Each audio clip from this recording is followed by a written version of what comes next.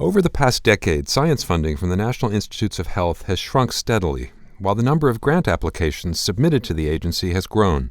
As a result, the question of which applications receive funding has been the subject of increasing scrutiny. I'm Stephen Morrissey, managing editor of the New England Journal of Medicine, and I'm talking with Michael Lauer, Deputy Director for Extramural Research at the National Institutes of Health. Dr. Lauer has co-authored a perspective article about peer review for grant applications at the NIH. Dr. Lauer, how have the NIH's standards changed as its budget for funding science has shrunk? Is it approving fewer applications across the board, or is it focusing more heavily on certain types of proposals? What's happening? Steve, I think it's fair to say that we are funding fewer applications across the board. Beginning at the time of the NIH doubling in the late 1990s and early 2000s, the NIH funded a greater proportion of projects that were institute-initiated, but because of the increase in budget, we were still able to fund more investigator-initiated projects. What's happened over the last 10 to 15 years is that there's been a steady decline in buying power, but we're still maintaining a small but real percentage of our work going to institute-initiated projects. So that means that essentially everybody's feeling the squeeze. People who are writing investigator-initiated proposals are seeing fewer opportunities to see their projects funded, and there are also fewer opportunities for the institutes to issue their own initiatives because there are fewer monies available. As you say, the number of applications received by the NIH has roughly doubled over the past 15 years. Why do you think that's the case? What types of applications is NIH getting now that it wasn't getting before? The main thing that we're seeing is more applicants. If you think about why we might be seeing more applications, there are two possible explanations. One is that there are more people who are writing applications.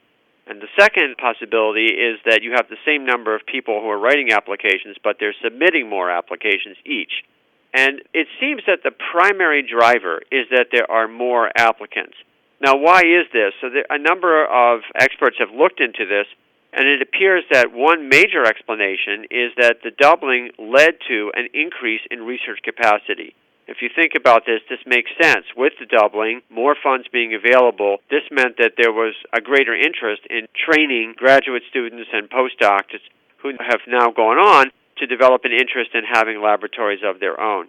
The major explanation is that there are more applicants. We've seen more graduate students, more postdocs who are interested in obtaining NIH funding.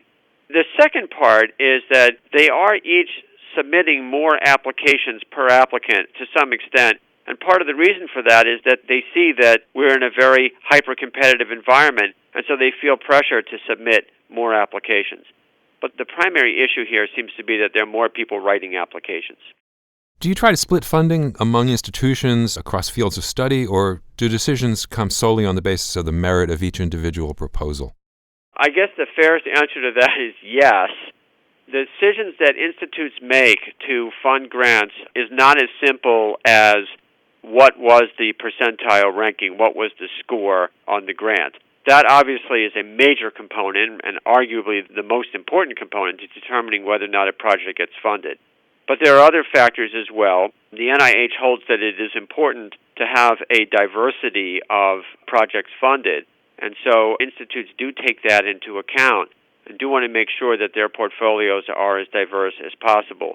And then there are also budgetary constraints. When an institute is faced with the choice of funding one project that might cost $3 or $4 million a year versus 6 projects that might cost $500,000 a year each, the institute has to make a decision as to whether or not that one project is so high priority that it is appropriate to fund that instead of the 6 less expensive projects. And these are the kinds of decisions that are going on all the time. Another major factor is that NIH wants to nurture the next generation of scientists. And so a number of institutes will give, you might say, handicaps to early-stage investigators. At my former institute, the National Heart, Lung, and Blood Institute, early-stage investigators get a 10-point advantage. So if the official pay line is at the 12th percentile, an early-stage investigator can get funded more or less automatically up to the 22nd percentile.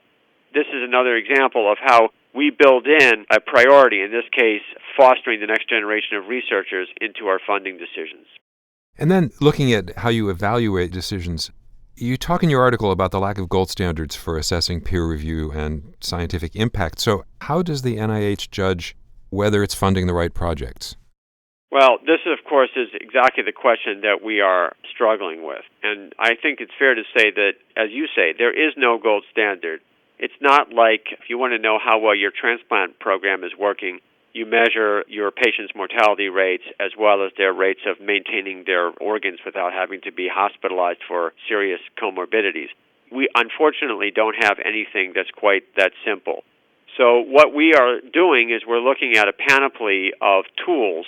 We talk in the perspective about using publication metrics, such as papers getting published, how often the papers are getting cited, are they getting cited more often than would be expected in their field.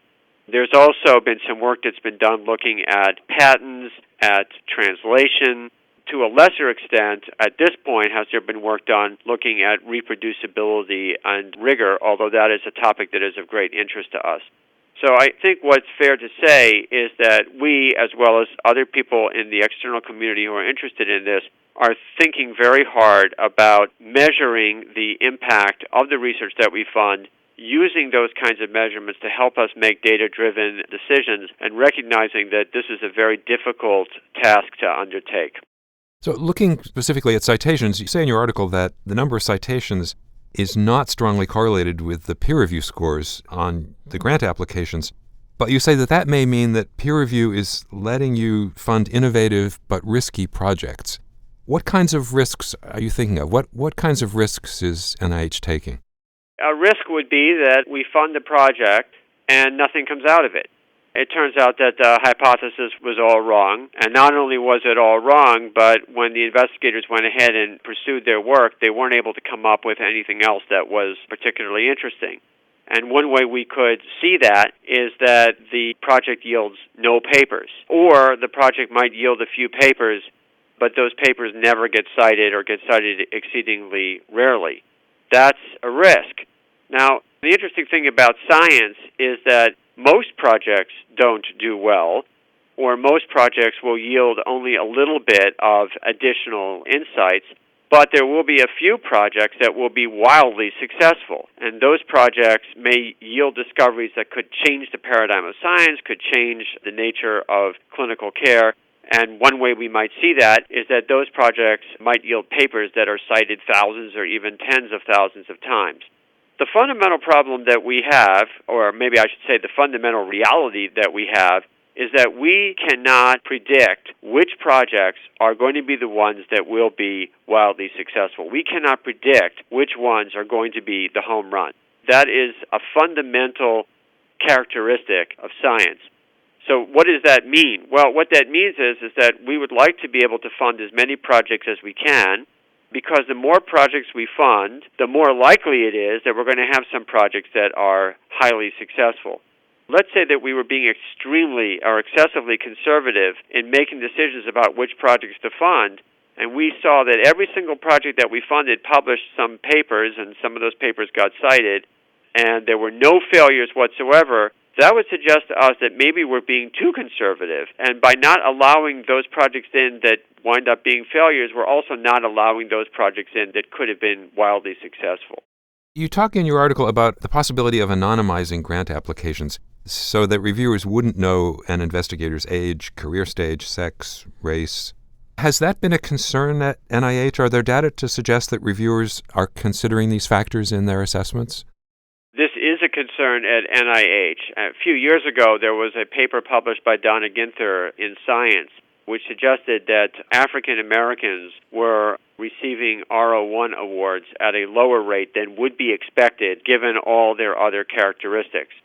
And this is something which Francis Collins and the NIH leadership has written about, and they established a special office to look into this and to figure out how we can best make sure that the way we make our decisions are not based on characteristics like age and gender and race, but rather on funding the best possible science. And then finally, best type of science, what kinds of proposals do you think should be the highest priority for NIH right now? I think a good way of thinking about this is the kinds of proposals that we want to fund would not mean that we're looking at specific areas of science, although we are, but rather assuring that we are assembling a diverse portfolio of projects. We're making a mistake if we think that we know what the best areas of science are and putting all our money into that basket. That would represent the exact opposite of what all good investors are told to do, which is to set up a diverse portfolio and in that way spread out your risks as well as your opportunities for benefit. Now, there are certain areas, of course, that we are, as you know, that we are interested in. We are developing a precision medicine initiative, and that is going to be a project that hopefully will enable a lot of projects that will spin off from that. We're trying to do a better job of funding our clinical trials, and a lot of work is already going on, for example, at the National Cancer Institute to do that. But I think that the key message here is that we want to fund a diverse portfolio of high-quality projects. And it's by investing in a diverse portfolio that we maximize the likelihood that we will yield the best science for the American public. Thank you, Dr. Lauer.